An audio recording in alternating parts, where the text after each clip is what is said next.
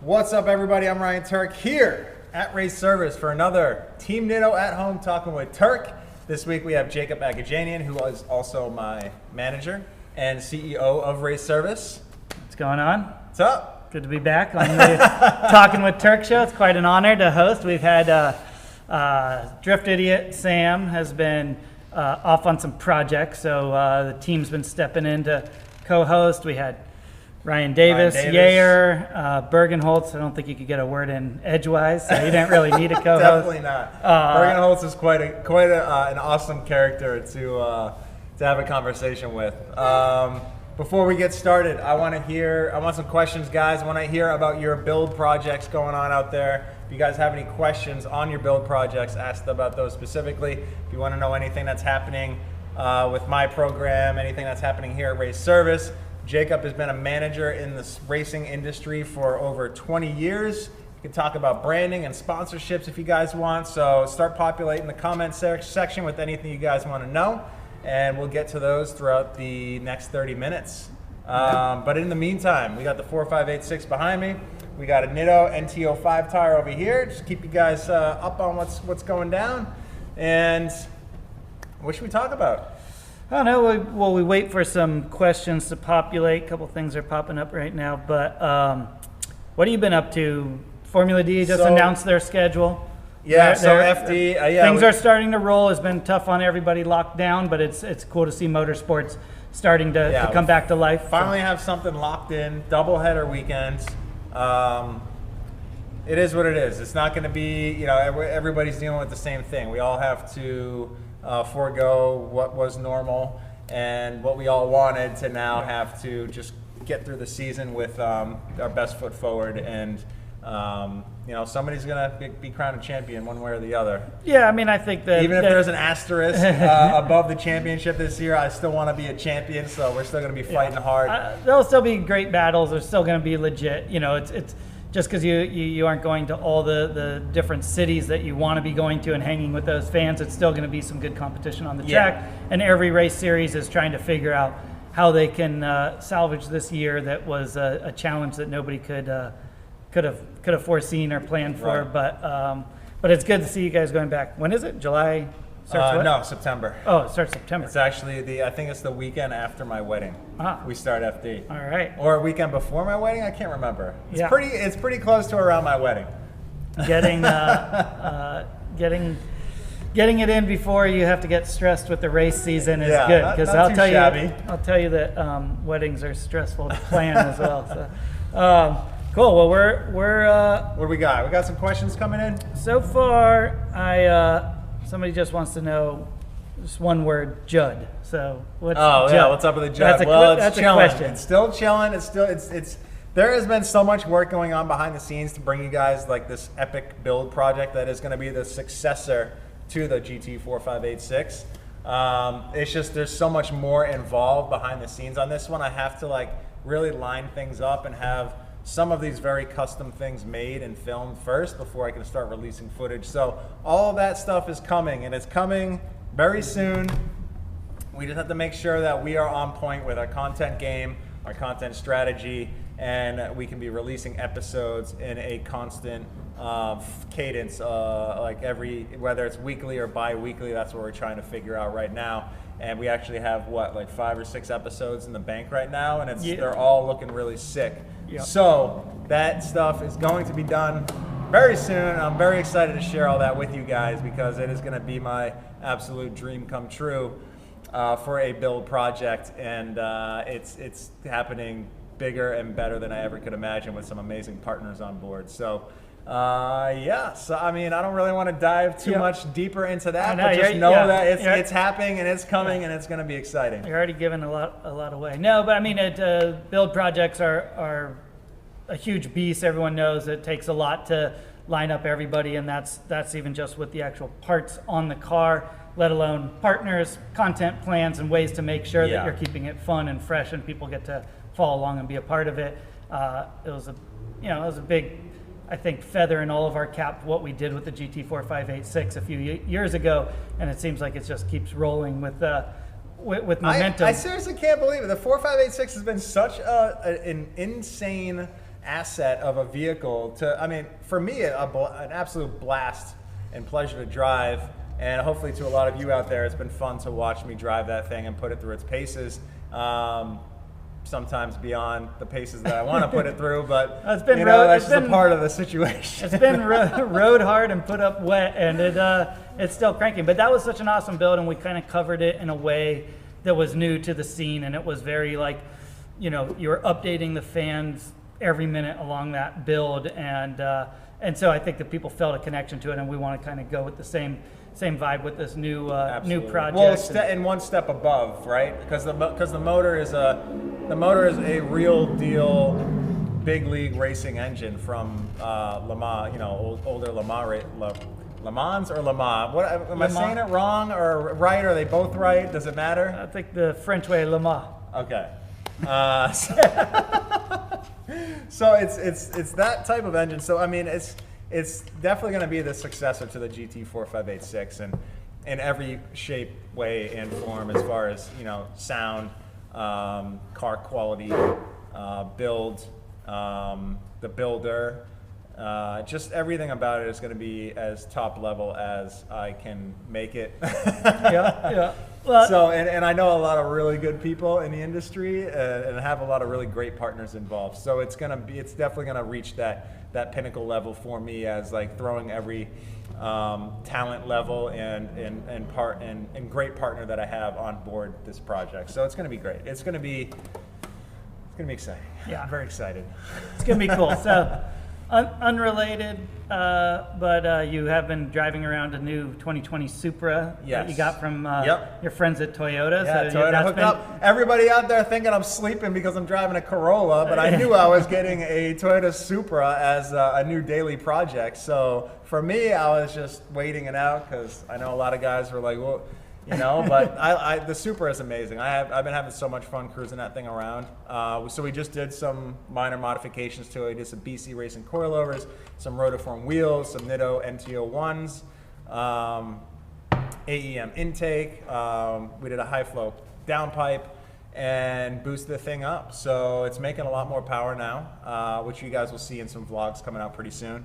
And the thing has been a blast. The thing is, and I'm not exactly a car review guy, and I haven't driven too many brand new cars because the ones that I do get are usually just torn down and built into race cars immediately. Yeah. So being able to drive this car with all like the modern technology that's out there, and it's been super, super fun to cruise around LA and just go on little cruises like out to Angeles Crest. So I've been enjoying the heck out of that thing, and we do have some more basic plans for it coming up, but I just want to kind of slow roll it and enjoy the chassis and the car as we kind of add more power and do like just subtle things to it. So it's been sweet. Yeah, I mean, there's a lot of stuff that you can do to those already with tunes and different things. Guys are making over 500 horsepower out of those things with just like a catless a high flow exhaust system, an intake, and race gas. That's cool.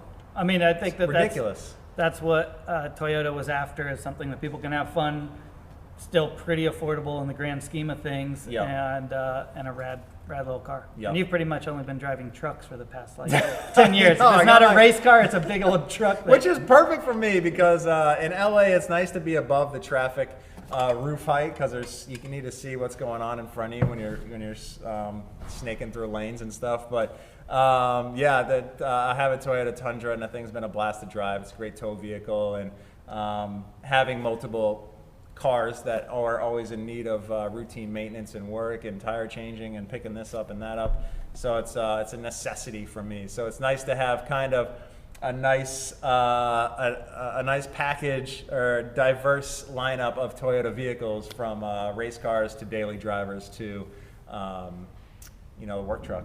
Yeah. Essentially, work truck. All right. Well, we'll get into a couple questions here. What we got? Some good stuff. This is interesting because I was thinking about this. But do you think teams will have an issue keeping cars together for 2 rounds back to back? Double headers. I mean, cars are thrashed by the end of a normal round. Weekend. Yeah. I do. I think a lot of these doubleheader weekends are going to be about the upkeep on your car and having a car that can run a marathon essentially rather than run a sprint race. So I don't know what would change. I mean, a lot of cars are capable of a lot more horsepower than others as far as powertrain or engine setup wise. So I figure some guys that can achieve a lot more horsepower might detune their engine to what they need for that track setup. So we'll see. I think, I don't know.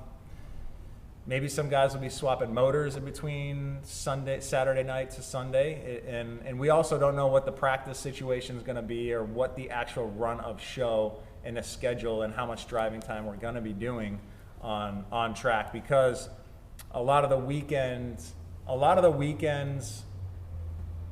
kind of torture on the car is you setting it up. You're doing your open practice days on Thursdays, and then your morning practice on Fridays, and then you're qualifying on Friday afternoon, and then your morning practice on Saturday. So that's just a lot of driving lead up. So what if they condense all of that, because we're going to be at this track for 3 days and 2 of them competition days? What if we just do practice Friday morning straight into qualifying, and then take out an entire day worth of practice to maybe help with the car situation? Sounds like you need to call up Formula D and I got you guys. I got you got a schedule. You got some schedules. I know they're working out the final details now, but it is going to be tricky. Cars are usually thrashed by the end of the weekend.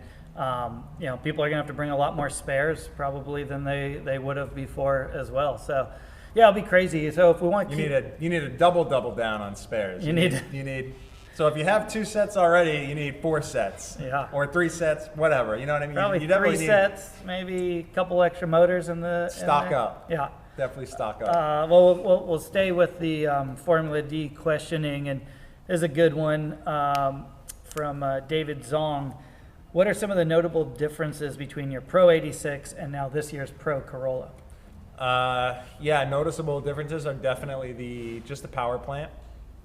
Obviously, the Corolla having the 2AR engine, 4-cylinder, which is still, it's pretty big. It's got a long stroke in it, so it's a I don't know why I'm forgetting this right now, 2.7 liter, so it's stroked out.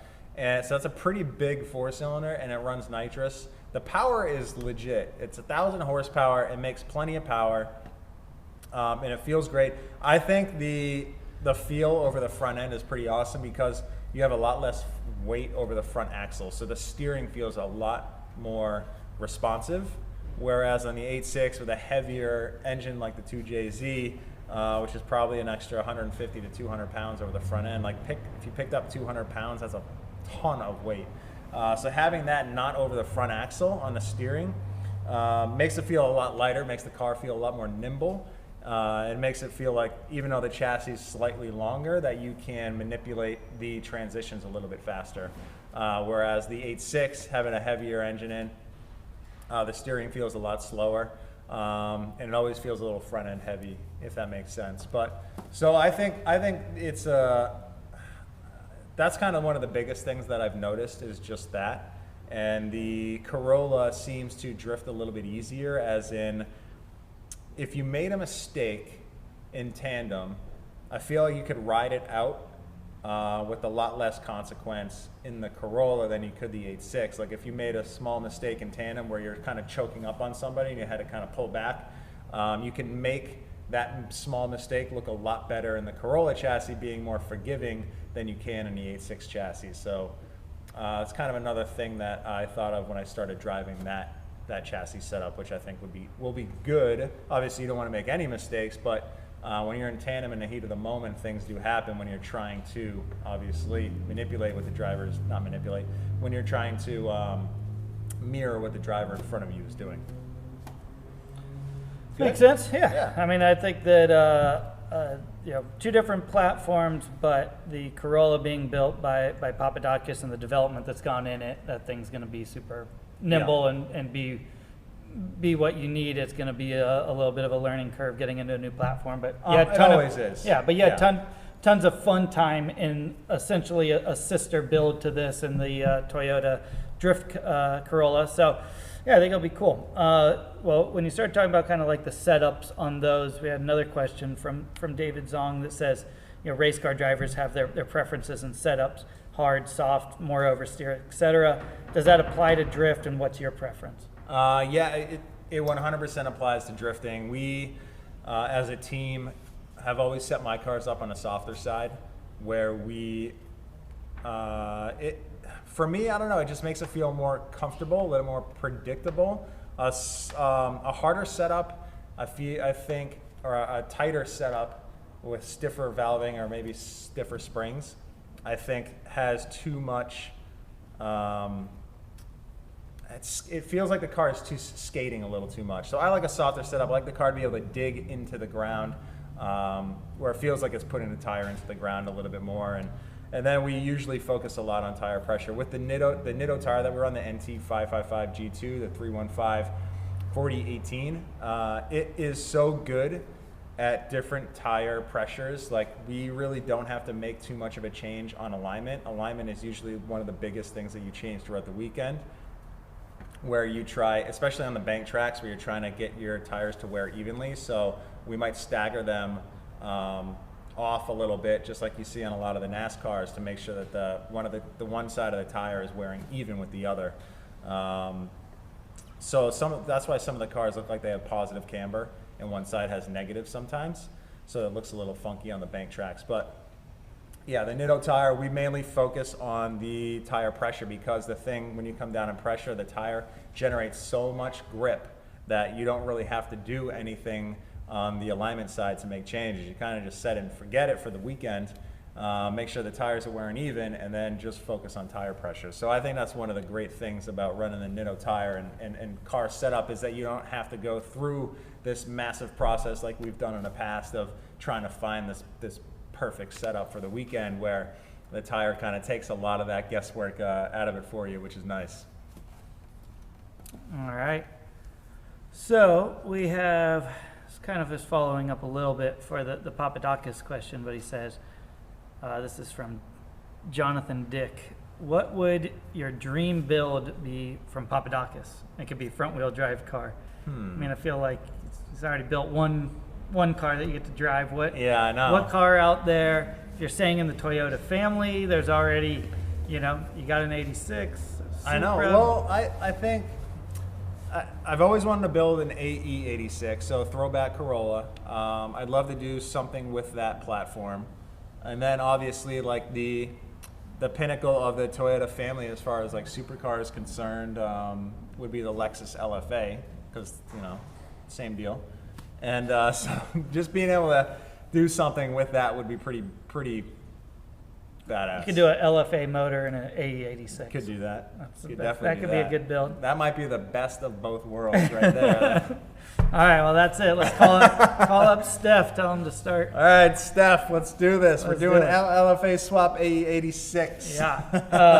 Yeah, because Autofocus asked, are we going to see any crazy builds for 2020, or with the 2020 Supra? Maybe a Lambo engine after your build. So that's throwing it out there. I don't know. Lambo engine for sure. Why not? Yeah. I just saw Dominic actually just sent me a video last night of a Lambo engine. I don't know what the exhaust is on it. I haven't done any homework on this car, but the thing sounded absolutely ridiculous, like no other Lamborghini I've ever heard before. Really, really, really incredible. And I don't know if it actually maybe it didn't even have a Lamborghini engine in it. But it was. I gotta look into it, but it sounded unreal. Hill climb car too. All right. Well, kind of random one, but it says, after you moved, do you still ride any motocross? I actually haven't in quite a while, probably about a year and a half at this point. My brother's still very avid in riding and racing. So he's got a couple KTMs. He actually just got a motor built for his 350, and then he's mega into it. He has a kit Showa suspension, like the first kit for the KTMs that came into the States from, I think, Art of War suspension.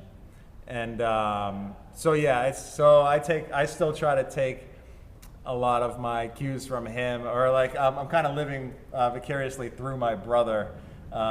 Through his moto adventures. So for me, that I don't get out on a track nearly as much as I used to. But when I head east here pretty soon to visit family, I'm going to go riding with my brother. So that should be a ton of fun. Yeah, you have a motorcycle in that garage. I do have one, but I had to take the carburetor off of it to give to my brother so that he could ride. Yeah. It is tough. You do have to drive a lot further to go ride here in LA, and it's kind of a hassle. But I came out here. I've been out here for almost 3 years, and I brought my bike out here expecting to ride, and then life happens, and you just get busy, and projects come, and you're just slammed. So. And then you're on the road half the year as well with Formula D schedule and all that. So I mean, life gets in the way. It hasn't been high on a priority list. It's more of just a hobby at this point. But I am a massive fan of motocross and supercross. So I watch every race and read all the websites and everything, and up on all of my motocross info. All right. Well, this you brought up at the beginning, but it says, where are you getting married? So if you're getting married right before Formula D. Yeah. Well, I mean, obviously the whole thing is still up in the air as far as we don't know how many people we can invite because we're not sure what the state's going to allow in September when we do get married. So, we don't know. It's going to happen in Maine, though. So on the coast of Maine, pretty nice place. Not too far from family and friends back east, which, where me and my fiance grew up. So it should be great as long as, everything is relaxed and things are going good and this pandemic is coming to an end, as we all pray for. Yes. So, we'll see when the time comes. We might have to make some quick changes depending on what the governor of that state allows at that time, but we're hoping for the best. We're staying positive about it and are hoping we can make it happen with no successions or changes or whatever. Yep, that should be a good time for sure. All right, well this is a pretty funny question. I think you get asked it a lot, and it's probably something that most of these people who are watching the content and everything wants to know, but how did you guys get the money to build your cars? And my friends love the gum out car. So that's a very good question. It's a good question. It's something that is very difficult to do. So obviously being already established in the industry and already having sponsors that are a part of my pro competition program makes that a little bit easier. So with already working with these companies, and they always are wanting to, kind of expand their marketing portfolio, I guess you could say, and branch out of competition as well. So a lot of them like to do car builds so that they have an asset that they can utilize for marketing, for content beyond the competition program. So Gum Out actually approached me first, and I'm talking about the GT4586 behind me, and they wanted to do a car build. Something that had already been done in the industry, a very cool idea, and it would have been awesome.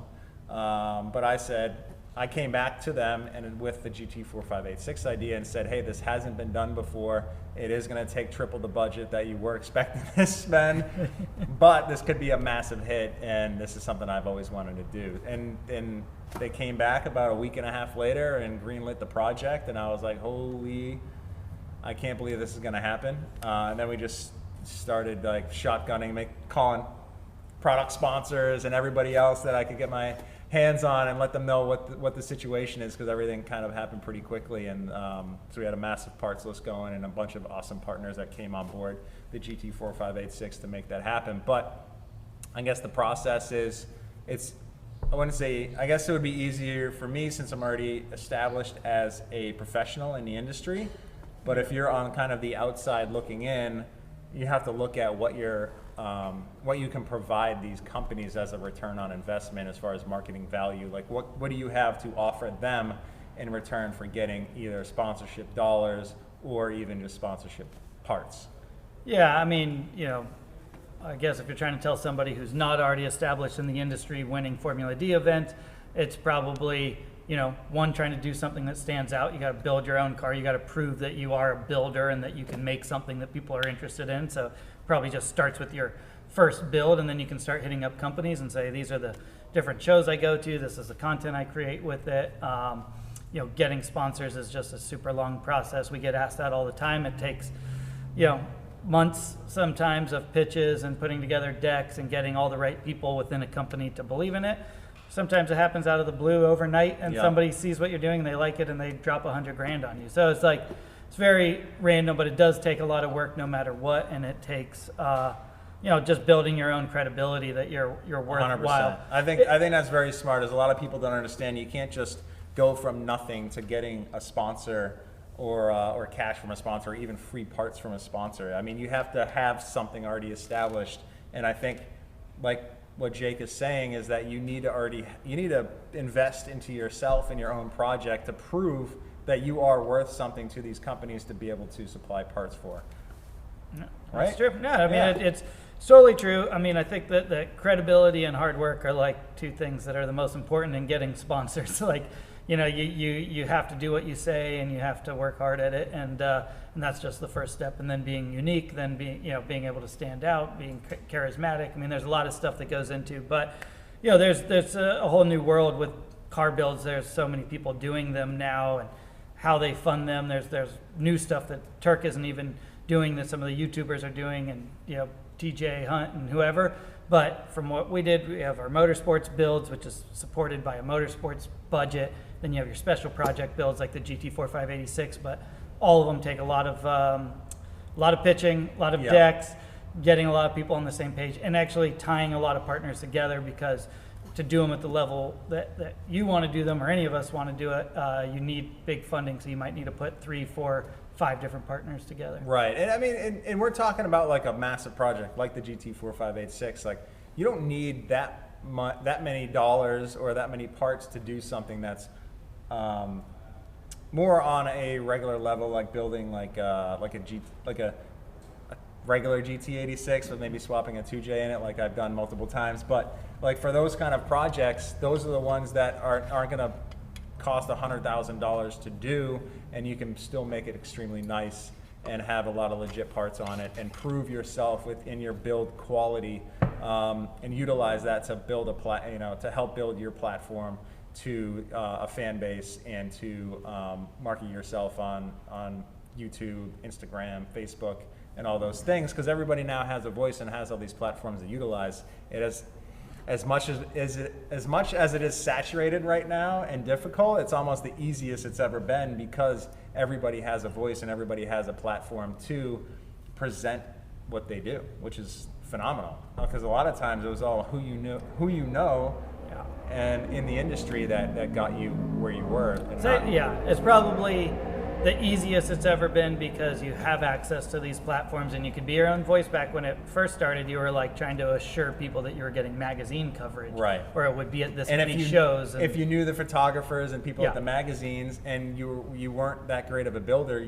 everybody still thought you were, because you were the one getting all the press for it. But now it's like everybody has a platform to showcase their quality of work and their quality of build to the world, which is phenomenal. Yeah, definitely. Let's see. What would you say, this is a pretty good question. This is from Jonathan Dick again. What would you say is the most overlooked part of a car build?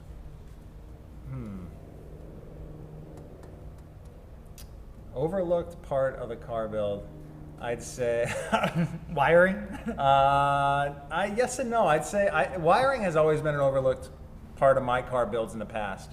Now there's so many great people that are wiring, like Unicorn Garage, John Reed Racing.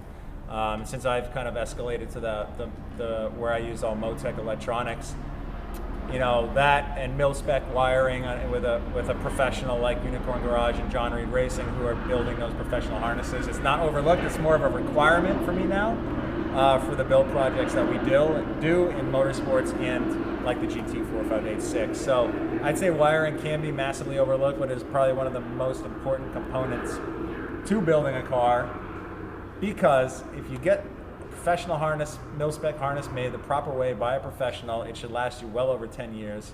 And if you're using electronics like Motec, they should last forever, and they have the best safety controls and some of the best software for tuning your engine, which should make your engine last as long as possible.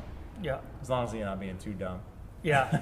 Well, I mean, like everyone is like, you jump to a motor, you want to do this. Like, you think of the most like visible things that you think is going to make your build, and then some of those less sexy parts that are actually super crucial to making it all work. It could be anything. I mean, it could. There's so many overlooked parts to builds, and it's more or less on what people have for budget and where they can spend money, what they have experience in doing themselves that they can do, and what they don't have experience in doing.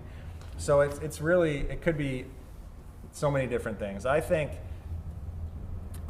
fabrication is probably one of the hardest things on my side. I'm not good at fabrication. I haven't really tried that much, but my brain doesn't work in that way. So when I work with Dominic and see what he does, I'm like, half the time he's in the middle of building something and I don't even want to ask him what he's doing because I don't know what it is and I'm trying to figure it out, and then like all of a sudden it'll click when he's like 90% done. So that's just the way and I'm fine with that. I understand like that's not my quality. I don't have that. I can turn some wrenches and put stuff together, but and know how to put know what people to put together to make something epic. So that's kind of, I don't know. I wouldn't say that's a talent. That's just my experience. Yeah. All right, we got a couple more. We're running a little bit over, but we'll keep it going. This is, I've been asking you this for a while. This is from I haven't answered you? Yeah, Serge Krapviner. And are you planning on building your Tundra? You got a sick truck, but it could be sicker. I know. Yes, I got tires from Nitto for it already. So I got some ridge grapplers, which are going to go on. I'm just waiting on wheels. And then from there, I might do some fenders, and then looking at doing I don't know, what are we calling this? There's glamping kits? No, overlanding. Overlanding kits. Glamping kits. It's glampers. No, it's like Bernu has a really rad Toyota 4Runner that just has a couple bits on it that make it easier to go camping with. You got to do that with the Tundra. I know, and I haven't been camping out here in California. And everybody in California goes camping. Everybody goes to all these places. I don't even know what their names are. Yeah. So, yes. Joshua Tree. Yeah, Joshua Tree. Where are the hills that everybody's going to right now? The Alabama Hills or something? I don't even know. I don't know. You're a California guy. There's a lot of stuff out here. There's a lot of stuff out here. So anyway, the Tundra are gonna get some love pretty soon. You guys will see it on my vlog. So I'm just waiting to collect some assets first, some parts. All right, well, we'll wrap it up with this question from Tyler Staggs. It's a good way to end it as we're at Race Service. Are you a partner of Race Service? Yeah. So I am a small partner of Race Service. I don't work in a day-to-day sense where I'm not like in with the main employees and the main part of the team. I'm kind of an offshoot as I don't know, what would you call my influence on Race Service? You'd be able to... I'd say you're giving it a bad description. I am. That's what I mean. You need to answer this. I'm not good at this answer. Tuerck is a partner here. I mean, Race Service is a few things. I mean, it's at the core of it, a creative agency that does, really fun projects with amazing brands and visualizes full content campaigns and different things for brands. We also work with drivers and help them grow their brands through, apparel launches and car designs and car builds and parties when we could have them and all that kind of stuff. So, there's, and then it's a garage. It's a garage that actual stuff happens. If it's Tuerck's cars getting built here, Formula D's car getting built here, SEMA cars, all kinds of stuff. But Tuerck's a super crucial part of it as a partner who believed in the concept from the beginning. We'd all been working together for years as I was Tuerck's manager. Andy, who's another partner here, was directing all of the Tuerck content while I was producing it. Ryan Davis, Yair Productions, was doing tons of content with Ryan, actually, with some stuff with Nitto back in the day, some all kinds of different projects. So everyone had worked with Tuerck, and then he saw the vision that we saw, so came on as a partner of kind of the upper management team of kind of the big picture stuff. He's not in the day-to-day, but then a partner as he's a sponsored driver, or a partner driver that's out there representing. So I get a lot of design services and with just with the whole with the whole company, and we've all worked. The cool thing is that we've all worked. Most of the people here at Race Service I've worked with for well over 10 years, and we've all kind of like grown into what this place is now, which is like such a really cool car culture community that where we all have just kind of landed together to work and do epic stuff, which I think is awesome. And it's great for me because the space is really nice, and there's so much. It's really easy to film here. It's really easy to work on cars here. We have the machine shop set up now, and like, so I can do basically every single thing that I need to here in one location with an amazing team and amazing friends that support and surround me. So it's really been an awesome addition to I guess my career path.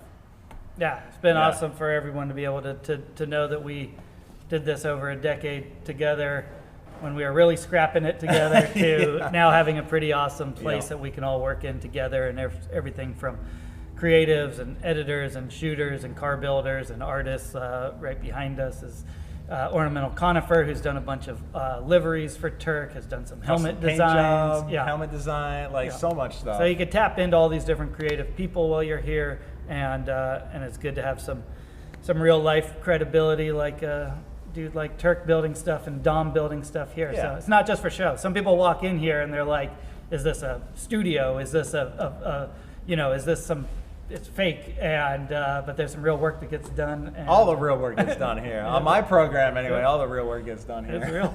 Well, yeah, that's wrapping it up. You got anything, what's going on rest of this week, next week? Have the guests for next week? Oh, yeah. So next week, guys, just to let you know, key off on a little note here, we got Lauren Healy and Von Gittin Jr. coming back on. We're going to talk about off-road stuff, talk about trucks, a big portion of the world that I am not super familiar with, so I'm looking to educate myself and educate you guys at the same time if that's not something that you guys know. But Nitto has a massive presence in the off-road world with some phenomenal tires in that market as well. So we're going to dive in, talk about a bunch of cool stuff, how amazing and crazy those vehicles actually are. And we'll see you guys next Thursday. So make sure you tune in always. Driving Line Facebook page, 2 p.m. next Thursday, and we'll see you guys then. Thanks for tuning in this week.